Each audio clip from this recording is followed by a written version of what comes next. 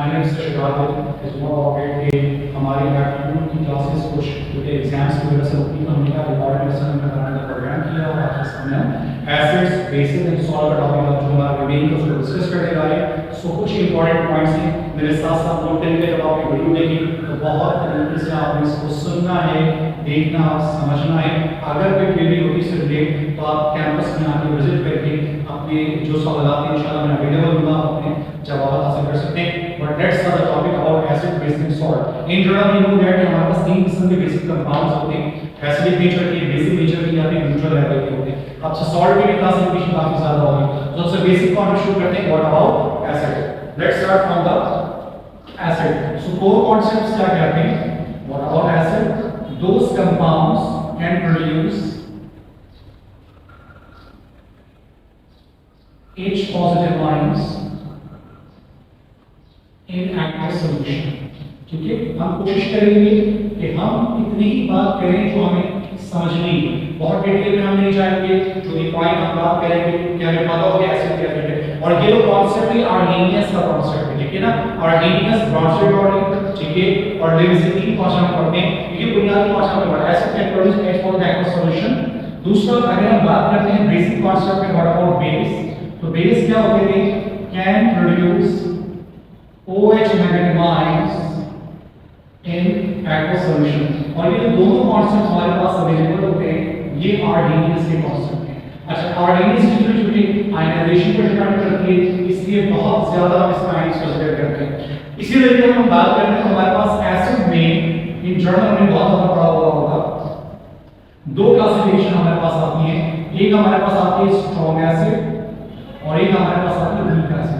In general strong acids कौन से होते हैं? उसमें हमारे पास जनरल याद रखिएगा HCl आ जाता है, HNO3 आ जाता है, H2SO4 आ जाता है, एटसेट्रा। आमतौर पर वीक एसिड में हमारे पास जितने भी कार्बोक्सिलिक एसिड्स आते हैं ये वीक एसिड्स में आते हैं। इसके अलावा कार्बोनिक एसिड H2CO3 ये वीक एसिड्स में आते हैं। सर डिफरेंस क्या होता है स्ट्रॉन्ग वीक का? पढ़ा हुआ है हमने, कॉन्सेप्ट याद रखिएगा। स्ट्रॉन्ग एसिड्स वो होते हैं जिनको हम कहते हैं they are fully ionized, they are fully ionized। और weak acids वो होते हैं सर जिनको हम कहते हैं they are partially ionized, they are partially ionized। इसी तरीके से हम बेस की बात करेंगे तो जनरली बेसिस में हमारे पास जब हम बात करते हैं दो कैटेगरीज अवेलेबल है हमारे पास, एक स्ट्रॉन्ग बेस और एक वीक बेस हमारे पास आमतौर पर अवेलेबल होता है, जिसमें हमारे पास ग्रुप 1 के हाइड्रोक्साइड मिसाल होगा lithium hydroxide, sodium hydroxide, potassium hydroxide. ये आमतौर पे स्ट्रॉन्ग बेसिस में कंसीडर किए जाते हैं। और जैसे वीक बेस में हमारे पास अमोनियम हाइड्रोक्साइड ये वीक बेस होता है। तो इसके अलावा बहुत सारी कंडीशन होती है यहाँ पे जो H और OH पे डिपेंड करता है। अच्छा, तीसरी बात याद रखिए कि जब प्रॉपर्टीज की बात करते हैं तो हमें बेसिक प्रॉपर्टीज पता हो कि एसिड की कॉमन केमिकल प्रॉपर्टीज क्या होती हैं। तो कुछ प्रॉपर्टीज तो एसिड याद रखिएगा।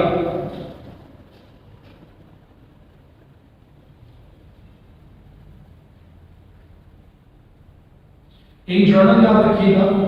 सबसे पहला पॉइंट नंबर 1 pH जो होती है वो लेस देन 7 होती है। नंबर 2 टर्न्स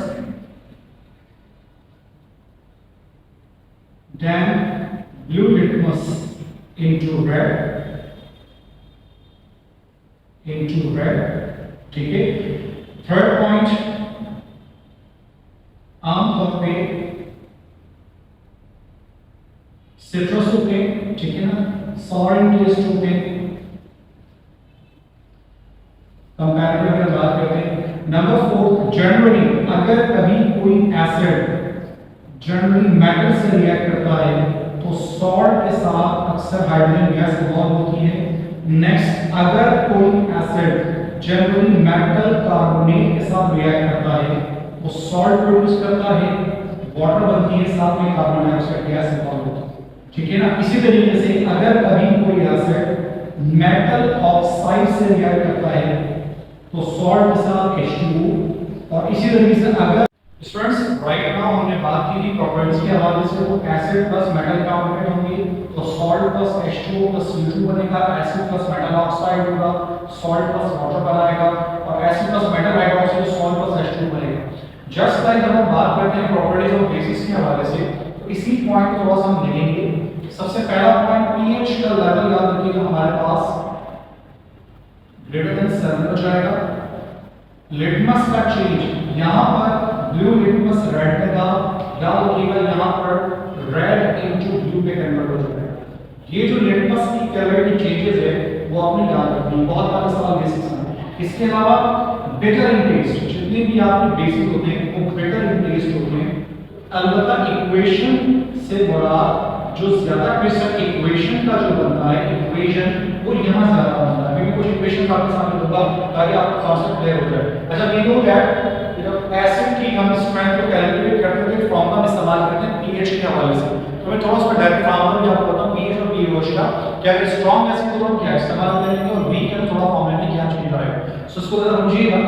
अगर हमारे पास हम बात करते हैं फॉर स्ट्रांग एसिड्स, ठीक है, तो हम pH जो निकालते हैं डायरेक्टली उसमें भी आप रखिएगा स्ट्रांग एसिड्स के लिए हम डायरेक्ट इस्तेमाल कर सकते हैं जो एसिड की वैल्यू, फॉर एग्जांपल अगर HCl की वैल्यू मेरे पास 0.1 कैपिटल M है, तो ये जो H पॉजिटिव आयन प्रोड्यूस करेगा वो भी 0.1 ही करेगा।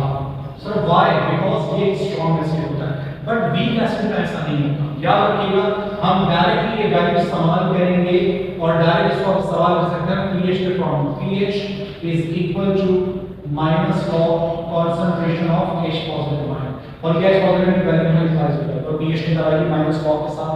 But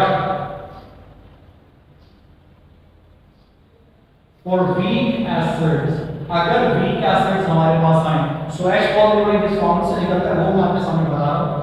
We use Ka is equal to concentration of H plus square over concentration of acid। इसमें हमें ये गिवन होता है Ka, it is called dissociation constant of acid। हमें गिवन होता है एसिड की अपनी कंसंट्रेशन, हम इन दोनों को मल्टीप्लाई करते हैं, स्क्वायर रूट निकालते हैं, देन हमें H मिलता है। तो ये दोनों में बहुत डिफरेंस होता है। स्ट्रांग एसिड को हम डायरेक्ट एसिड से सेलेक्ट करते हैं, बट वीक एसिड के लिए हमें ये भी गिवन होना चाहिए, हमें ये भी गिवन होगा, तब मल्टीप्लाई और स्क्वायर रूट के बाद हमें एसिड की H पॉजिटिव की वैल्यू मिलेगी और वीक एसिड, फिर उस H को यहां पर करके डायरेक्ट निकाल सकते हैं pH का फार्मूला। जस्ट लाइक जब हम बात करते हैं यही फार्मूला और वीक बेस के लिए बात करते हैं, तो वीक बेसिस के लिए we use Kb is equal to concentration of OH minus का square over concentration of base। और मैं आसान तरीका आपको बता दूं, बेटा मुश्किल होती है अक्सर फॉर्मूला याद करने में, सब नहीं याद रहता, तो मैं आसान तरीका बता रहा हूं, आप सिर्फ और सिर्फ याद रखिए, आप इस फॉर्मूले को याद करें एसिड को, वीक एसिड के लिए। इसको देखिए वाइस वर्सा कर देंगे तो H मिलेगा, OH आ जाएगा, एसिड मिलेगा, बेस आएगा, A मिलेगा। तो ये बड़ा आसान होता है एसिड का फॉर्मूला याद करना है। अब राइट नाउ जब मजीद आगे जाते हैं तो हमारे पास कुछ एसिडिक स्ट्रेंथ आती है। सर एसिडिक स्ट्रेंथ क्या होती है? अक्सर एग्जाम में हमारे पास एसिडिक स्ट्रेंथ आती है, याद रखिएगा। मैं आपके सामने स्केल बनाने जा रहा हूं, मोर से लेस इन जनरल। तो याद रखिएगा सबसे टॉप मोस्ट जिसको हम प्रायोरिटी देते हैं एसिडिक स्ट्रेंथ में, वो तमाम वो एसिड्स होते हैं जो कि मिनरल एसिड्स। मिनरल एसिड्स के बाद हमारे पास आते हैं आमतौर पर वो एसिड्स जो कार्बोक्सिलिक एसिड्स होते हैं। कार्बोक्सिलिक एसिड के बाद जब स्ट्रेंथ की बात करते हैं तो हमारे पास आता है फिनोल। फिनोल के बाद हमारे पास आता है वाटर, और वाटर के बाद सबसे लीस्ट में हमारे पास आमतौर पे अल्कोहल था। सर किस तरीके से? अच्छा, मिनरल एसिड में कौन कौन से एसिड्स होंगे तो याद रखिएगा HCl, अब ये पीछे पर बताते हैं, H2SO4, HNO3, ये तमाम एसिड्स आमतौर पे आपके मिनरल एसिड्स के आते हैं। सर कार्बोक्सिलिक में क्या एसिड है? दो नाम बता देता हूं, the first methanoic acid, the next ethanoic acid. याद रखिएगा बहुत ज्यादा ये फॉर्मूला पूछा जाता है। Phenol, you know that sir phenol का स्ट्रक्चर क्या होता है? एरोमेटिक रिंग आपको पता लगी होगी। और साथ ही हमने क्या कहा एसिड स्ट्रेंथ में फिनोल आ गया OH के साथ, फिर हमारे पास वाटर आ गया। सर क्यों वाटर? तो इसमें H के साथ OH का पोटेंशियल होता है और यहाँ पर R के साथ OH होता है। तो याद रखिएगा डिसोसिएशन जो होता है बाद में थोड़ा बहुत समझने के यहाँ से नहीं, अल्कोहल का डिसोसिएशन यहाँ से होता है, इसीलिए इसका स्लाइड एसिडिक कैरेक्टर माना जाता है। इसका यहाँ से होता है तो इसका स्लाइड एसिडिक कैरेक्टर माना जाता है। इसका यहाँ से होता है तो कैसा कैरेक्टर ऐसा माना जाता है। इनका यहाँ से होता है और ये तो आपको पता है स्ट्रॉन्ग एसिड तो वैसे ही होते हैं। सो ये डिफरेंस याद रखिएगा कि एसिड इंस्टेंट सिलेबस से नीचे आ रही होती है। और एक और बात, एक चीज बड़ी इंटरेस्टिंग होती है, उसमें हम कहते हैं के, जब ये बात है डिफरेंट कांस्टेंट ऑफ एसिड, तो इसके लिए भी हम एक फॉर्मूला इस्तेमाल करते हैं pKa is equal to minus log into K। तो अगर आपके पास Ka अवेलेबल होती है तो आप उससे इसकी pKa डिफाइन कर सकते हैं, pH हम निकालते हैं जस्ट लाइक। तो एक तो इसके स्ट्रेंथनिंग पॉइंट याद रखिएगा, बहुत बड़ा ऐसा सवाल बनता है। यहीं पर एक बड़ा इंटरेस्टिंग पॉइंट सवाल का डिजाइन पेपर में कई बार आया और वो है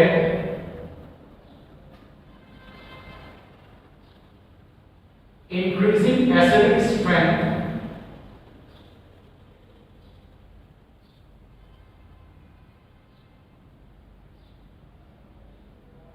in ethanolic acid। सर क्यों?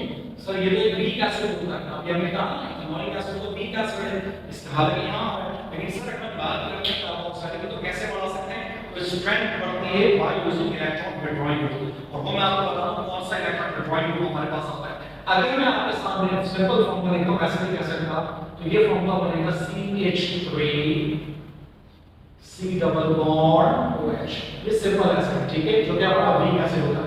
मैं चाहता हूं कि इसकी एसिडिक स्ट्रेंथ बढ़ाऊं, तो इसकी एसिडिक स्ट्रेंथ बढ़ाने का तरीका ये होता है कि हम कोशिश करते हैं कि इसके जो भी एटम्स लगे ना, इन एटम्स को हम सब्स्टिट्यूट करवा दें किसी मोर इलेक्ट्रॉन विड्रॉइंग ग्रुप। अब विड्रॉ करने का मतलब इलेक्ट्रॉन को अट्रैक्ट करेगा, उसमें हम यूज करते हैं आमतौर पे क्लोरीन। अब जरा देखिएगा मैं चेंज क्या करने जा रहा हूं, जस्ट लाइक मैं एक H हटाकर एक Cl लगाता हूं तो स्ट्रेंथ बढ़ जाएगी, फिर मैं दूसरा H हटा रहा हूं और स्ट्रेंथ बढ़ जाएगी। देखिएगा 2 Cl मैंने कर लिए, फिर मैं एक वक्त आता है कि मैं तीनों H रिमूव कर देता हूं और तीनों H की जगह पे तीनों Cl आ जाते हैं। तो राइट नाउ अब मैं आपको बताऊं इंटरनल सबसे ज्यादा देखिए ये बात बड़ी क्लियर है, सबके पॉजिटिव की बात तो मेक श्योर क्लियर है।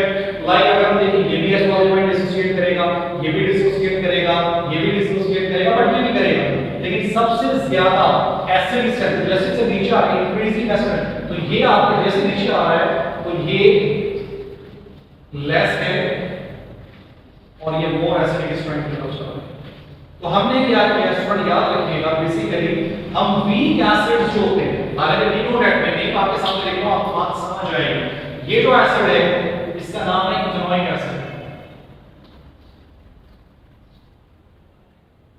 It's called chloroethanoic acid, it's called dichloroethanoic acid, and the last one is trichloroethanoic acid। अब ये बात तो आप सब मुझे बताएंगे और सब ये बात समझेंगे भी कि सर एग्जैक्टली इसमें क्या हो रहा है। जैसे जैसे हम नीचे आए हैं हमारी एसिडिक स्ट्रेंथ हाईलाइट कर रहा हूं, समझिएगा हमारी एसिडिक स्ट्रेंथ बढ़ गई। यू कैन सी दैट पहला क्लोरीन आया, यू कैन सी 2 क्लोरीन आ गए, तीनों क्लोरीन आपके पास आ गए, इलेक्ट्रॉन विड्रॉइंग ग्रुप आ गया, एसिडिक स्ट्रेंथ बढ़ा दिया और ये मोर इलेक्ट्रोनेगेटिव ग्रुप होता है। तो क्लोरीन की डेरिवेटिव क्लास में पेपर में बहुत ज्यादा आता है कि कौन है, तो ये सबसे हाईली एसिडिक स्ट्रेंथ में चला जाएगा। हालांकि ये स्टार्टिंग में वीक एसिड था, तो याद रखिएगा किसी भी वीक एसिड की हम स्ट्रेंथ बढ़ा सकते हैं उसके अंदर डेरिवेटाइजेशन करके। तो थोड़ी सी बात को हम समराइज करते हैं कि क्या सीखा होगा इस पूरी बात में। हमने बात की थी एसिड बेस सॉल्ट्स क्या होते हैं, हमने पहले एसिड और बेस का आपके सामने कॉम्बिनेशन बताया, फिर मैंने आपके सामने एसिड स्ट्रेंथ बताई, एक और चीज मैंने बताई कि स्ट्रॉन्ग और वीक अगर हमारे पास हो डिफरेंस हम इसका निकालते हैं फॉर्मूले में। फिर मैंने कहा कि मिनरल एसिड कार्बोक्सिलिक बड़ा इंपॉर्टेंट स्टेज को याद करना है, फिनोल वाटर अल्कोहल भी खास से याद रखिएगा। उसके बाद मैंने आपको कहा कि हमारे पास एक वीक एसिड अगर होता है उसी वीक एसिड के हम स्ट्रेंथ समटाइम बढ़ा सकते हैं, और बढ़ाने के लिए स्टूडेंट्स और एग्जांपल मैंने आपको दिखाया एक्चुअली ये बहुत ज्यादा एग्जांपल पेपर में बहुत ज्यादा। ओके स्टूडेंट, अब हम बात करें ब्रॉडस्ट्रीम लॉरी कांस्टेंट के साथ। ठीक है ना। यहाँ पर हम 2 से 3 चीजों की बात सीखेंगे। सबसे पहले इनकी डेफिनेशन क्या होती है, सिचुएशन, इन्होंने वर्ड प्रोनाउन पे फोकस किया था, मैं वो आपके सामने डिस्कस करने जा रहा हूं। और यहाँ कॉन्जुगेट का कॉन्सेप्ट भी मैं आपको बताऊंगा क्योंकि बहुत ज्यादा डिस्कस किए। According to them as positive mind को उन्होंने नाम दिया था प्रोटॉन, ठीक है, पहले ध्यान रखिएगा प्रोटॉन, ठीक है, प्रोटॉन। उन्होंने कहा प्रोटॉन डोनर, जितने भी प्रोटॉन डोनर हैं they are considered as acids. इसके अगेंस्ट बात करते हैं ना, उन्होंने कहा था प्रोटॉन एक्सेप्टर, जितने भी होंगे दे कंसीडर्ड एज बेसिस, ठीक है। ये कॉन्सेप्ट उनका होता है। अब सब एग्जांपल हो गया। तो यहां पर एक चीज और मैं आपको बताऊं, ये होता है conjugate acid, conjugate acid, conjugate base, जो किसी चीज के थ्रू प्रूव हो जाता है, वो कैसे रहता है। राइट नाउ एग्जांपल मैं आपके सामने लिखता हूं। For example NH3 HCl। अब राइट नाउ अगर मैं कहता हूं स्टूडेंट्स लोन क्या है, अवेलेबल होता है, नेगेटिव होता है, ये क्या करता है, इसका लोन पर इस पर अटैक करता है, एक प्रोटॉन एक्सेप्ट कर डोनेट करता है, एक यूनिट बनता है NH4 +1 और एक डिजाइन होता है Cl -1। अब आप देखिए तो ये है बेसिकली हमारे पास प्रोटॉन डोनर, और ये अगर देखा जाए तो ये है हमारे पास प्रोटॉन एक्सेप्टर। तो बड़ी सिंपल बात है, वो ये sir donor acceptor according to the rule of proton donor rule के मुताबिक उसको हम कंसीडर क्या करेंगे, सभी एसिड। ऊपर हमने लिखा प्रोटॉन डोनर एसिड होता है, और प्रोटॉन एक्सेप्ट करने वाला सब क्या हो जाएगा, बेस हो जाएगा हमारा बेस। अब राइट नाउ द क्वेश्चन में इसमें कमी नहीं बना। अब इसमें नई टर्म सुन लें, वो टर्म होती है कॉन्जुगेट की टर्म। एसिड से ये वाला जनरेशन जो पॉइंट जनरेट हुआ, इस पे जो माइनस चार्ज आ गया है, we consider it conjugate base, conjugate base. और जो आपका बेस था उस वो जो कन्वर्ट हुआ है, इसके अंदर H की स्ट्रेंथ बढ़ गई है, तो इसको हम कहते हैं H की strength conjugate acid.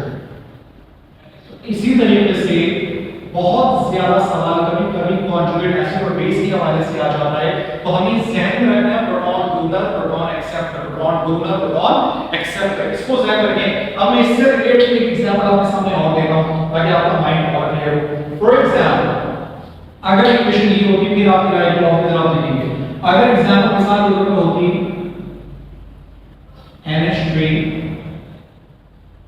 then Z-, मैं जनरल एग्जांपल ले रहा हूं और आपको कंटेंट पहचानने की क्या है। कंटेंट बनता NH2 - HZ। सर ये क्या चीज होगी। अब आपको सिर्फ इक्वेशन को देख के फैसला करना है।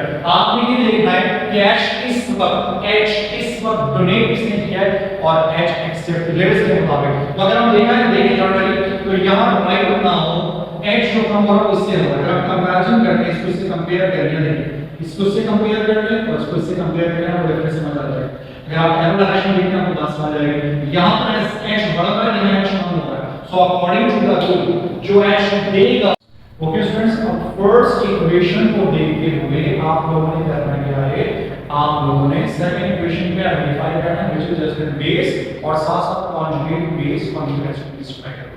अब जो नेक्स्ट चीज पर आप ऑलमोस्ट एक्सिस बेस की बात मैंने काफी करती है, इसमें लेवल्स का कॉन्सेप्ट भी आता है कि जो प्रोटॉन जो इलेक्ट्रॉन के डोनर होता है एक्सेप्ट, यहां लेवल्स का कॉन्सेप्ट काफी ज्यादा बताया होता है कि इलेक्ट्रॉन के डोनर एक्सेप्ट है आपको पता नहीं होगा। अब जिस चीज पे मैं आना चाहता हूं फोकस बेसिकली वो मैं करना चाहता हूं सॉर्ट से। तो सर सॉर्ट क्या होता है, सॉर्ट की डेफिनेशन याद रखिएगा। लोग ये समझते हैं कि when acid and base reacts with the form salt and water तो न्यूट्रलाइजेशन की डेफिनेशन, जो डेफिनेशन लेगा वो ध्यान में रखिएगा। डेफिनेशन ये है when a metal replaces H positive ions in any acid, salt will form। और ये चीज मैं आपके सामने प्रूफ करूंगा कैसे इक्वेशन से। देखिए अगर मैं सोडियम के साथ रिएक्शन कर रहा हूं HCl का, तो मुझे एक बात ध्यान रखिएगा, सोडियम इस वक्त आपके पास ऐसे मेटल है और HCl आपके पास एसिड है, तो ये डेवलप क्या करेगा, सब प्रोड्यूस करेगा NaCl और इसमें गैस कर देंगे हाइड्रोजन गैस। तो मेटल ने एसिड के H को रिप्लेस किया, आप देख सकते हैं सॉल्ट डिजाइन हो गया, सोडियम क्लोराइड, और साथ में आपके पास हाइड्रोजन गैस डिजाइन हो गई।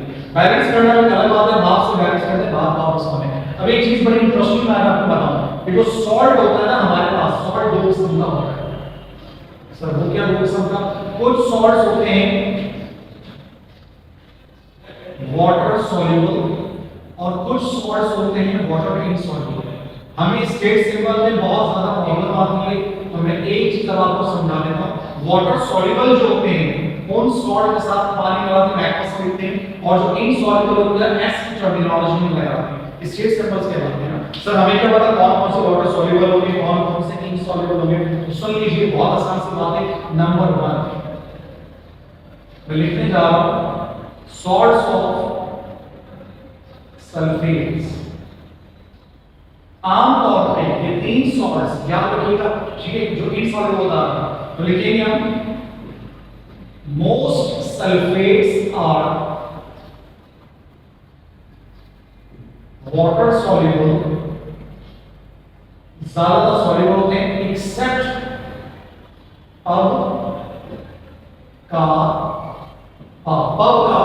ये शॉर्ट की है, मतलब लेड सल्फेट, कैल्शियम सल्फेट और बैरियम सल्फेट अगर होगा तो वो याद रखिएगा वो इनसॉल्युबल होगा। इसके अलावा जितने सल्फेट आपके दिमाग में आ जाए तो सारे के सारे वाटर सॉल्युबल होते हैं। याद रखिए lead sulphate, calcium sulphate, barium sulphate insoluble होगा सारे सल्फेट। इसके अलावा क्या आएगा? सोडियम सल्फेट और sulphate. Number 2 salts of chlorides, मतलब ना सोडियम क्लोराइड से वो सॉल्ट्स ऑफ क्लोराइड की स्टेटमेंट बता रहे हैं। लिख रहा हूं मैं मोस्ट क्लोराइड्स मींस ज्यादातर, most are water soluble except, इनके अलावा है AgPBHG, यानी सिल्वर क्लोराइड, लेड क्लोराइड और मर्क्यूरी क्लोराइड, ये आमतौर पे आपको एक सॉल्युबल रहेगा, सॉलिड क्लोराइड। इनके अलावा जितने, अब इनके अलावा क्या हो सकता था? Sodium chloride, calcium chloride, potassium chloride, इनके तीन के अलावा जितने क्लोराइड सब पानी में सॉल्युबल हो, ये की आप लोग आपका बहुत बड़ा काम आसान हो जाएगा। Number 3 salts of nitrates.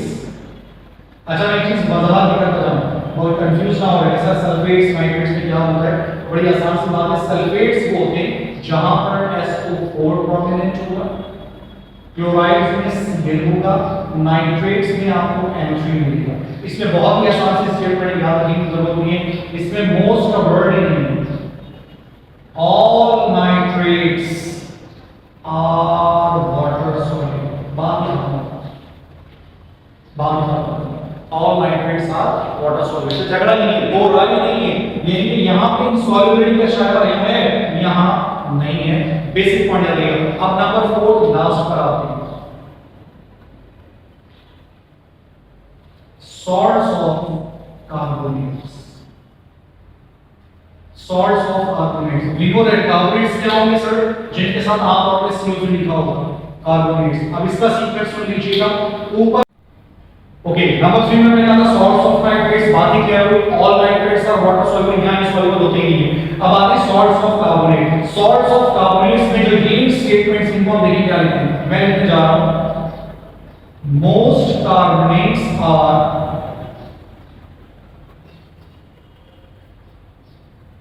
इसमें सॉल्युबल था, हम कहेंगे इनसॉल्युबल। रिवर्स स्टेटमेंट ख्याल रखिएगा, एक्सेप्शन, एक्सेप्शन कौन था? सॉल्युबल कौन से? तो ग्रुप 1 के कार्बोनेट्स, ग्रुप 1 का मतलब we know that lithium, sodium, potassium, ये सॉल्युबल होंगे, एंड अमोनियम कार्बोनेट। जो अमोनियम का कार्बोनेट होता है वो आमतौर पे आपको सॉल्युबल है, बाकी सब इनसॉल्युबल है। तो जब आप कोई केमिकल रिएक्शन बनाते हैं तो बड़ा प्रॉब्लम आता है कि स्टेट सिंबल नहीं आते। मैं आपके सामने एक इक्वेशन दूंगा, उसमें बहुत सारे स्टेट सिंबल आपसे डिस्कस करूंगा और आप मुझे बताएंगे सर हाँ ये है और ये इसका स्टेट सिंबल अप्लाई होना चाहिए। फॉर एग्जांपल एक छोटी सी इक्वेशन लिखूंगा, फिर आपसे मैं सॉलिड लिक्विड गैस की बात करने जा रहा हूं। बड़ी आसान सी इक्वेशन है। The equation we have CaCO3 plus H2SO4 arrow CaSO4 plus H2O plus हम इनके स्टेट सिंबल्स लेंगे। स्टेट सिंबल सर क्या लेंगे मैं आपको बताता है। देखिए हम जानते हैं वाटर तो लिक्विड होगा, राइट। कार्बन डाइऑक्साइड की स्टेट क्या होगी, गैस। भाई चार स्टेट सिंबल होते हैं, याद रखिएगा, सॉलिड, लिक्विड, गैस या फिर एक्वस। अब ये लिक्विड गैस आ गया, इन तीन नाम में बात करनी। Listen very carefully, all acids are aqueous. Acid कौन है, तीनों H2O एसिड है ना, तो ये एक्वस होगा। अब ये दो पे हम फैसला करते हैं, दो के बारे में क्या है। ये कार्बोनेट आ गया सर, कार्बोनेट के बारे में आपने क्या कहना, most carbonates are water insoluble. Insoluble इन तीन के अलावा, ग्रुप 1 के अलावा, अमोनियम के अलावा, ये कैल्शियम ग्रुप पर नहीं आता। अमोनियम में इसका मतलब ये सॉलिड फॉर्म में इस्तेमाल होता है, इनसॉल्युबल सॉलिड होता है, इनसॉल्युबल सॉलिड होता है।